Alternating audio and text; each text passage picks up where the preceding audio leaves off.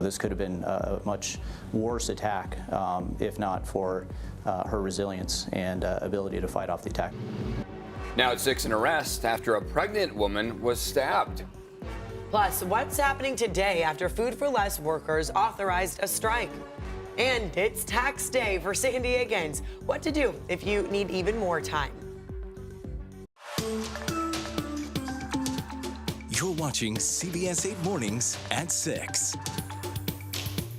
Hope you had a great weekend, everyone, and thanks for joining us on this Monday here at 6 a.m. I'm Eric Connert. And I'm Nada Irampour. We do want to get a check of your forecast here. Meteorologist Evan Irani joining us to help us start this new work week. New work week looking pretty good. A couple days away from the start of summer officially. 3 days of spring left. That's it. I know the kids are probably like, my summer began Right. a while We've been in ago, summer a for a week while. ago. Yeah. Technically, that summer solstice marks our start of the summer season, and as it comes around, we'll be looking at 8 p.m. sunsets. We also will likely be looking at some warmer temperatures. Sometimes does not directly coincide with an actual temperature warm-up, but in this case it will. Today's forecast is on the cooler end, at least cooler than what we've seen over the past week or so. We were working with some warmer temperatures. Now we're in the upper 60s this afternoon along the coast, mid-70s inland. Coming up, we'll talk about that warming trend on hand. We'll also talk about some of the wildfire smoke around our area. Back to you. Thank you so much. And now this morning, a man accused of stabbing a pregnant woman in an unprovoked attack is now under arrest. Police say 27-year-old Cole Klemke left a Target store on Mira Mesa Boulevard on Saturday, walked across the parking lot, and then attacked a 25-year-old pregnant woman who was standing at an ATM. Police say she fought him off, and when people nearby ran over to help, he then took off. The victim is recovering at home. Police say there was no exchange between the victim and the suspect before the stabbing and that he was not robbing her. This morning, negotiations are set to resume after Food for Less workers overwhelmingly voted to authorize a strike on Friday. The union behind the vote represents 6,000 workers across California, including San Diego. CBS 8's Regina Yarita live in Kearny Mesa now with what these workers are demanding here. Good morning. Yeah, good morning, Netta and Eric. And look, just because that strike has been authorized, it doesn't necessarily mean that a strike will happen, but they are prepared for one. So they have come out and said that if necessary, they will head to the picket lines. Now, their contract ended last weekend, but they've been negotiating since April. So today, the union and company are expected to return to the table.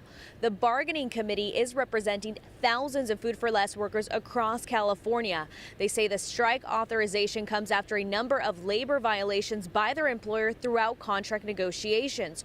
Workers are demanding equity, fair pay, and safe stores.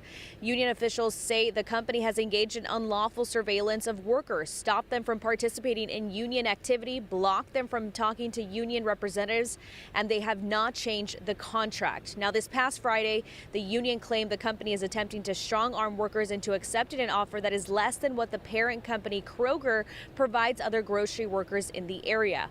Workers say they're in the stores day in and day out, making record profits and keeping customers happy, adding that Food for Less is trying to intimidate them into accepting that contract. Now, back out here, we have reached out to Salvador Ramirez, who is a spokesperson for Food for Less, to talk a little bit more of what's expected today and what is on the table so far. As soon as we get a comment or a response from them, we'll keep you guys updated. But for now, I'm in Kearny Mesa. Regina Yarita, CBS 8. All right, Regina, thank you for the update on that. And now, new this morning, San Diego County Supervisor Jim Desmond is urging President Joe Biden to issue a national terrorism alert. This comes after 8 suspected terrorists with ties to ISIS were arrested in the U.S. last week after entering through the Mexican border. Desmond says the alert is necessary to inform and protect the public. Today, the Catholic Diocese of San Diego is filing for bankruptcy. Cardinal Robert McElroy told parishioners this will be done to pay hundreds of sex abuse claims. McElroy says bankruptcy means all the lawsuits will all be settled. But some of the survivors say it's a way for the church to prevent survivors from having their day in court. Later this morning at 11, several alleged victims are speaking out against the filing. And today is the deadline for the 2023 tax returns. The deadline was extended for all residents and businesses in San Diego County after the January floods. If you live in San Diego and received a late filing penalty, contact the IRS to get it removed.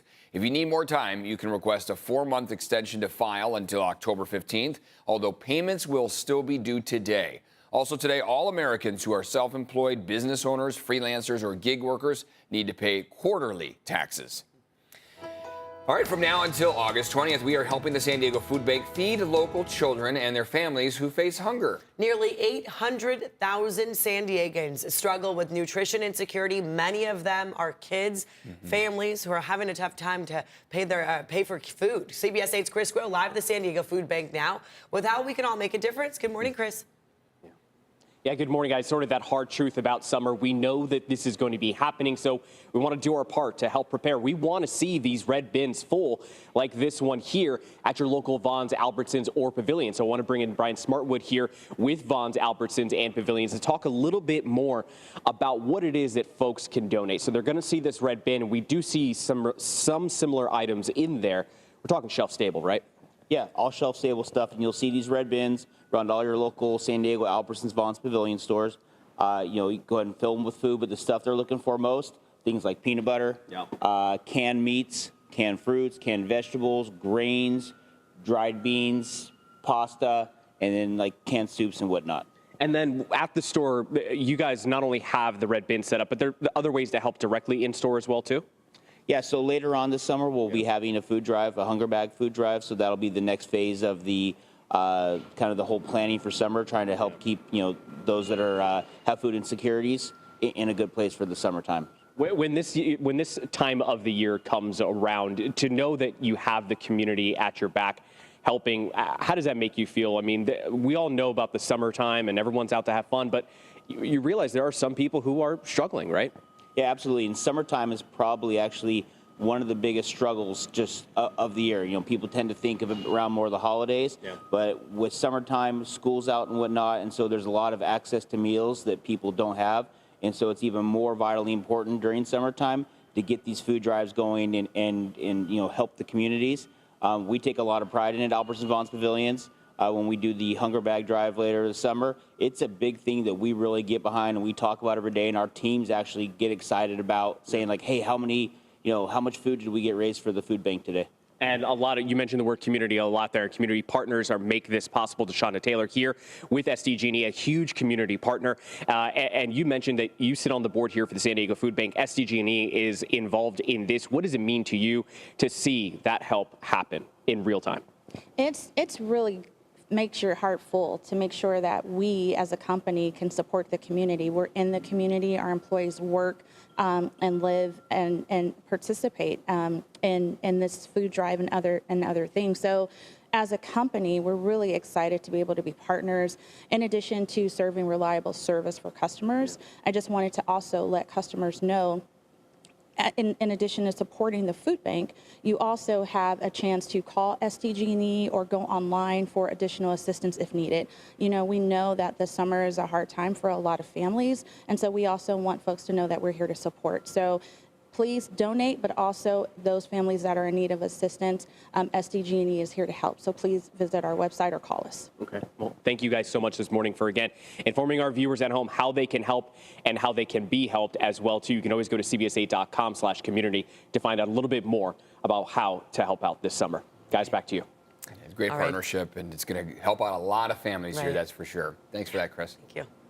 All right, the time right now is 6:09, and for a lot of kids, maybe headed to camp this morning. What's the weather going to be like? Things are looking good. Very summer-like out there, but today's actually one of our coolest days that we have before we see temperatures rise pretty much every day moving forward. Over the next 10 days, we're going to slowly see a climb.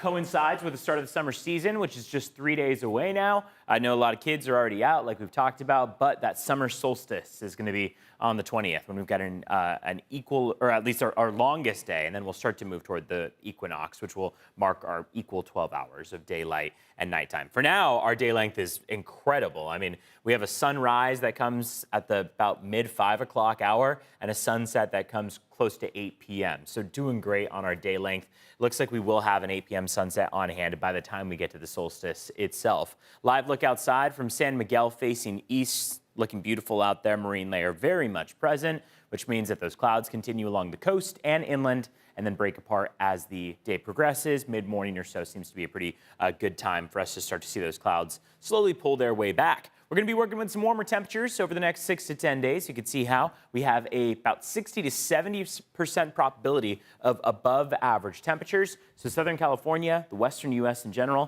going to be working with warmer temperatures on hand. And we see that not only in that display, but also on our 10-day temperature trend here. So today, the coolest day, warming up over the next 10. One thing we are watching for to start off this new week in particular that is different than last week. Number one, it's going to be high surf along the coast, about 5-6 foot waves possible. Second thing we're going to keep a close eye on is our air quality, thanks to several wildfires that are burning across the state of California, one specifically in Southern California, the Post Fire. So we'll watch for the possibility of some of that smoke drifting in our direction. Hazy conditions could be present if you notice it in the air. People who are particularly sensitive should take note of that. And we'll talk about it again in just a few minutes. Let's check in on traffic. It's 6:11 right now. So far, very quiet start to the morning. As we kick it off, want to take you to just one crash that's down in the South Bay that could be causing some delays as the morning commute gets underway. Number one lane blocked, left-hand shoulder also blocked with a crash on the 54 westbound. This is right before National City Boulevard. CHP is on scene working to clear that number one lane. They're hoping to do so before volume picks up through this 6 o'clock hour. We know that's when things start to really get busy in the area. So we'll keep an eye on this. But again, this has been in play for well over a half hour at this point and should be clearing up relatively soon. Let's check in on border wait times right now. 45-minute wait across the San Ysidro port of entry. Going to still take you a bit longer. This was the case all last week as well. But Otay Mesa port of entry is going to be about an hour 15 in total to get across. Back to you. All right, Evan, thank you for that. Still ahead here, war cabinet dissolved and a new pause in fighting, the latest out of Israel and Gaza. Plus the multiple fires burning across California. And how long people were stuck on a ride upside down.